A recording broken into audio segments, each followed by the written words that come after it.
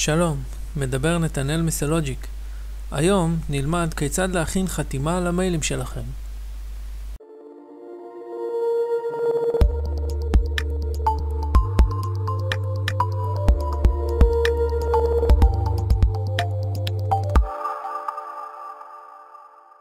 בשביל להכין חתימה למיילים, שזה דבר חשוב מאוד במידה ואנחנו עובדים בחברה מסודרת, מה שאנחנו צריכים לעשות זה לפתוח מייל חדש. כמו שאתם רואים, פתחנו פה מייל חדש וריק. אנחנו באים לאופציה של חתימה, ואז חתימות. אני יצרתי חתימה לפני כן לניסיון, אבל כרגע בוא נניח שאין לנו שום חתימה ואנחנו רוצים ליצור חתימה. אנחנו לוחצים חדש, בוחרים שם לחתימה. אתם יכולים לבחור פשוט את השם שלכם. אני ארשום את השם שלי. עכשיו נפתח לנו בעצם מצב שיש לנו את השם שלנו, שזה בעצם מסמל את החתימה הספציפית שלנו, וכאן למטה אנחנו בעצם כותבים את מה שאנחנו רוצים שיופיע כחתימה. אז בואו נרשום לצורך העניין בברכה.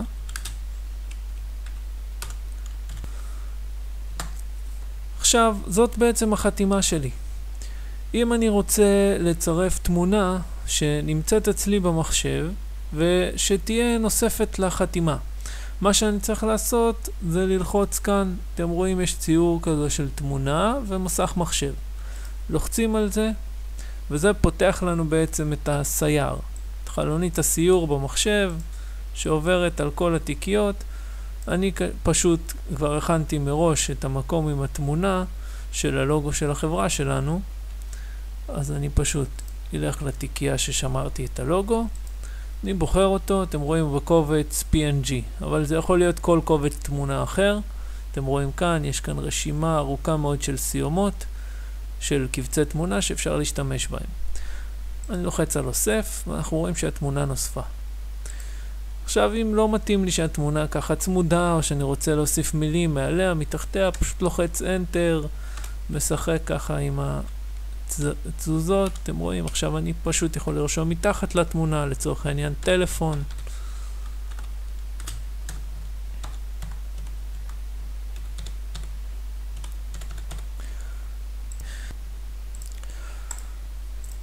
אנחנו יכולים לרשום את החתימה שלנו כמו שאנחנו רוצים. לצורך העניין אני אדגים לכם חתימה של בן אדם פרטי. יכול פשוט לרשום בברכה, או לצורך העניין תודה, ואז פשוט להוסיף תמונה שלו אישית, או איזה איתור נחמד, לא משנה בהכרח מה. כל אחד ומה שהוא אוהב ומה שהוא רוצה להוסיף. אפשר להשיג תמונות פשוט בחיפוש באינטרנט, להוריד תמונה נחמדה שאנחנו חושבים שתהיה יפה וטובה בשביל החתימה שלנו, ופשוט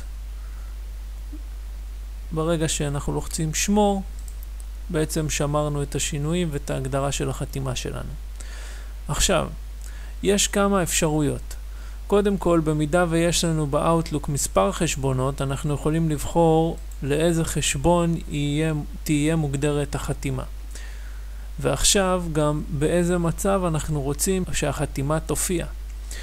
אם זה רק בהודעות חדשות, או גם אם אנחנו עכשיו משיבים למישהו על מייל, אנחנו יכולים לבחור שהחתימה גם תופיע. או רק אם אנחנו משיבים למייל קיים, אז תשלח חתימה, ואם אנחנו רושמים הודעות חדשות אז לא תשלח. הכל לפי בחירה שלנו. אנחנו יכולים גם לבחור מספר סוגי חתימות חדש וליצור עוד חתימה.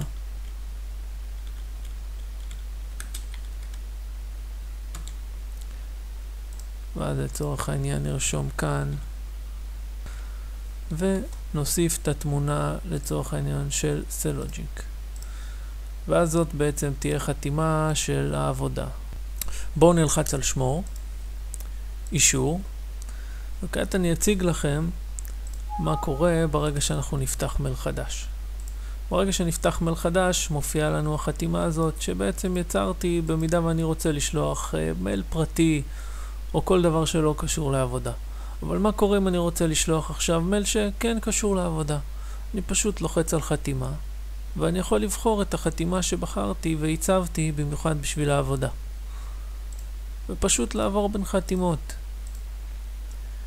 כמובן שזה הכי עדיף זה להגדיר חתימה אחת, כדי שלא כל פעם נצטרך לשחק, ואז נשכח, שלחנו חתימה שלא בדיוק רצינו לבן אדם הלא נכון, אז הכי טוב זה פשוט להגדיר חתימה אחת, וללכת איתה בקו קבוע, ורק במידה מסוימת, במקרים מסוימים, אנחנו רוצים לשנות חתימה, אז נשנה חתימה. זה הכל היום. אתם מוזמנים להיכנס לדף הפייסבוק שלנו, או להגיב כאן בסרטון. אתם יכולים להצטרף לערוץ היוטיוב שלנו, שבו יש עוד מספר מדריכים לגבי נושאים שונים. נשמח אם תגיבו, תשתפו, ותודיעו לנו מה אתם חושבים על הסרטונים שלנו. תודה ולהתראות.